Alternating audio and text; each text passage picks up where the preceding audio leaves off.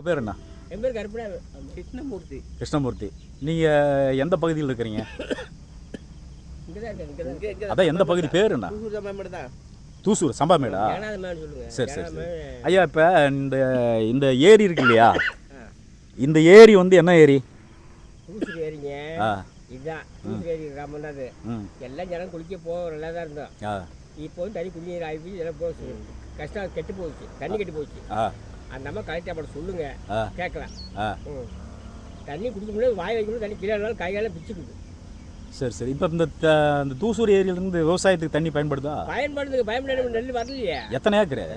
அதான் 900, இது 900, அது 900 ஏக்கருங்க. ஓஹோ. கவர்மெண்ட்ல பாரு அந்த காலத்துல இருந்து ஏரி 900 ஏக்கரு, விவசாயம் 900 ஏக்கரு. சரி. இப்போ வந்து இந்த தண்ணி வச்சு விவசாயம் பண்ண முடியலையா? பண்டிச்சு தண்ணி வந்து. ஆனால் அவங்க வேலை மாறுபாடு, ஏன்னா உப்பு தண்ணியாக போச்சு, மாறுத உப்பு தண்ணி மாறி போச்சு. மிக்ஸ் தண்ணி போக உப்பு தண்ணியாக மாறிடுச்சுங்க. சரி சரி. இப்போ நீங்கள் குடிக்கிறதுக்குலாம் என்ன பண்ணுறீங்க? இதெல்லாம் வேற பக்கம் தான். இப்போ இந்த போர் தண்ணியே மாறி போச்சு எங்கள் வீட்டில். போர் தண்ணியாக உப்பு தண்ணியாக போச்சு. தண்ணி போகும்போது போர் தண்ணி உப்பு தண்ணி ஆச்சு. உப்பு தண்ணி தான் போர்ல எல்லாம் நல்லது வருதுங்க. தண்ணி 17 வருஷத்துக்கு முன்னாடி வந்து அழகானத்தம் மோனைக்கு குட்டி அங்கேருந்து தண்ணி இங்கே வந்தாங்க. இப்போ அங்கே போகிறோம். இங்க இருந்து அலங்கானத்தத்துக்கு போகிறோம் நாங்கள் தண்ணி குடிக்க. சரி சரி. இப்போ இந்த ஏரி இருக்குல்ல, இப்போ தண்ணி வந்து நாற்று அடிக்குது. எதனால நாற்று அடிக்குது?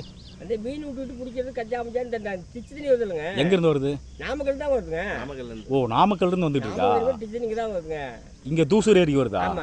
சரி சரி சரி சரி. இது வந்து நீங்கள் கலெக்டர்கிட்ட வந்து முறையிட்டீங்களா? முறையிட்டோம்.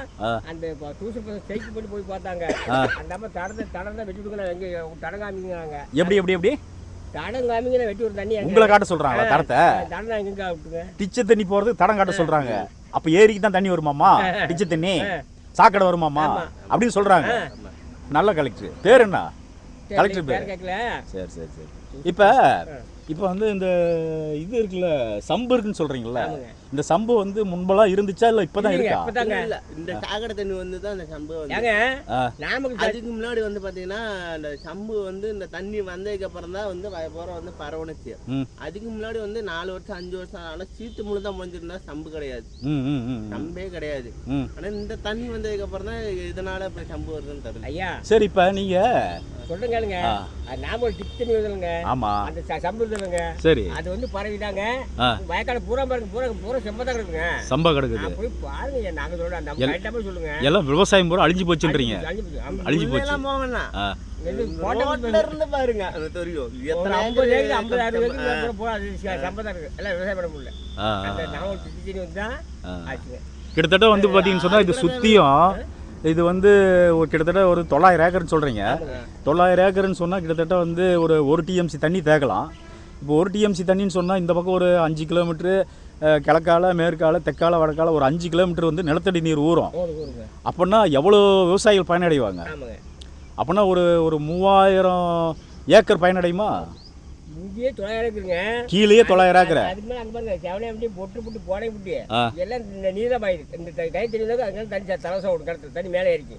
அப்போ கிட்டத்தட்ட வந்து ஒரு 5000 ஏக்கர் வந்து பாசனத்துக்கு பயன்படுது இல்லையா? கரண்ட் இருக்குல்லங்க, அந்த கரண்ட்ல போனாக்கா எவ்வளவு 3 மைல் தூரம் இந்த கை தண்ணி தான் தண்ணி வடியாது கடத்துல. அதான். இப்போ நீங்கள் அரசாங்கத்துக்கு என்ன கோரிக்கை வைக்கிறீங்க?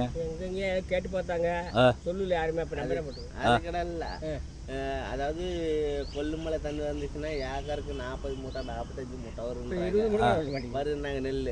ஆனா இன்னைக்கு இருக்கிற நமக்கு இந்த தண்ணிக்கு பாத்தீங்கன்னா 30 மூட்டை தான். அது ஒரு உரம் அதிகமா போட்டாதான் 30 மூட்டை வரும். அப்படி அதிகமா போடல அந்த உரம் இல்லை அப்படின்னா 27 28 மூட்டை தான் வரும். அதுக்கு மேல வராது இந்த தண்ணிக்கு.